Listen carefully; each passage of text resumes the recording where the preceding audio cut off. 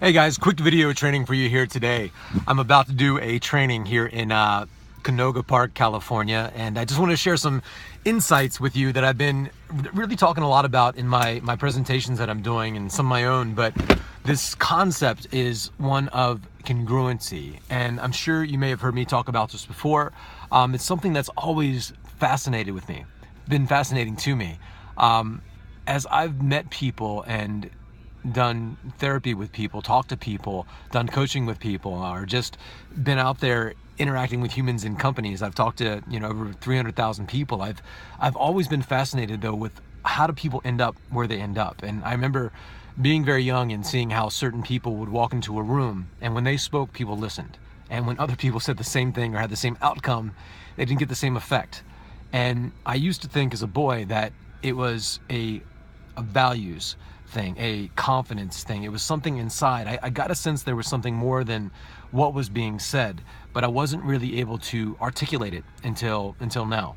And more than articulate it, but really dig deep and pull apart the structures of identity and communication. And so as it relates to congruency, I remember meeting people that were successful by anybody's definition. And I thought, what makes them successful? And they had this congruency. I often ask people in my meetings, what is congruency? And I hear a lot of different answers, but the thing that comes up the most is alignment.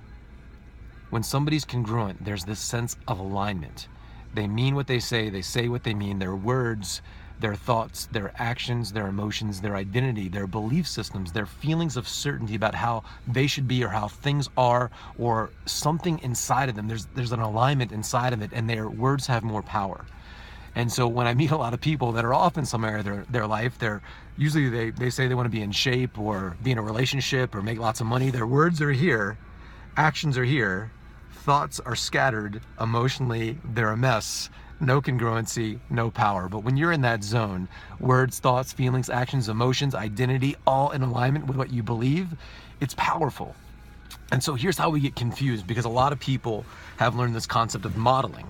Modeling is basically finding other people that have come before you and modeling some of their patterns of behavior, of thought, of action, their concepts, their way of looking at life, and to try that on, model them, not reinvent the wheel, and go about our day. But when we do that 100%, and I've definitely been guilty of this, following somebody else's path, it's not your path, so there's an incongruency, and you can never be, you don't want to be the best version of somebody else, because it's just like you're being a copy. There's a lack of authenticity there, where you'll never have full congruency.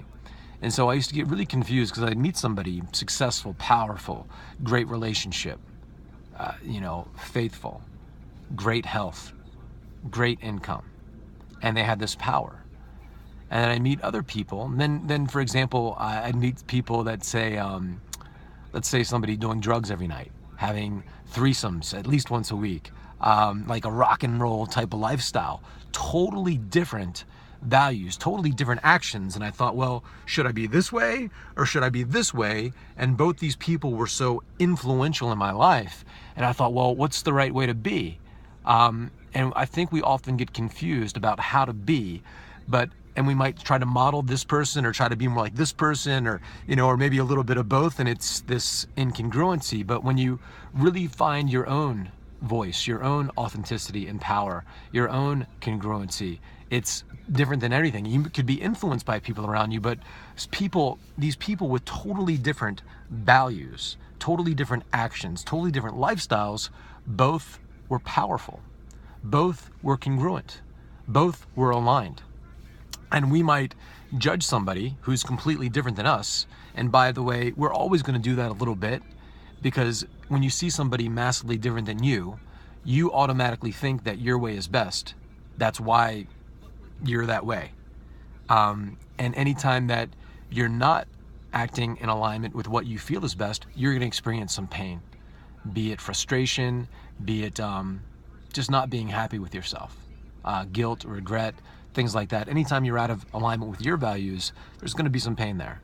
And so we can see other people having this power in their life and start to model not their actions, not their thoughts, not their behaviors, but their sense of alignment. within themselves, and you can model that within you.